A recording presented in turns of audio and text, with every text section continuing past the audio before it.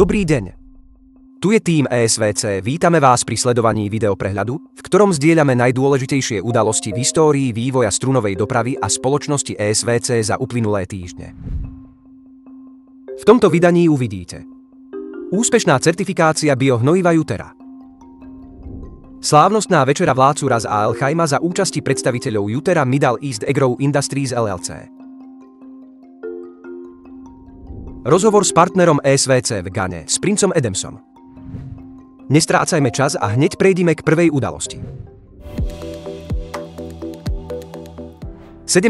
marca v Ras Al Khaimah získala spoločnosť Jutera Middle East Agro Industries LLC záverečný certifikát ISO 9001-20115. To svedčí o tom, že systém manažérstva kvality spoločnosti je v súlade s medzinárodnými štandardmi. Generálny riaditeľ Jutera Middle East Agro Industries LLC Nikita Ostapenko a výkonný riaditeľ Úskovery Oleg Zarecky sa zúčastnili na uzavretom podujatí člena Najvyššej rady a vládcu Ras Al Khaimah šejka Sada bin Sakár Al Qasimi. Večera sa konala na počesť Ramadánu, posvätného mesiaca všetkých moslimov. Na stretnutie boli pozvaní aj akcionári, vrcholový manažment organizácií a vedúci podnikatelia. Tým ESVC uskutočnil rozsiahly rozhovor s partnerom ESVC v Ghane, princom Adamsom.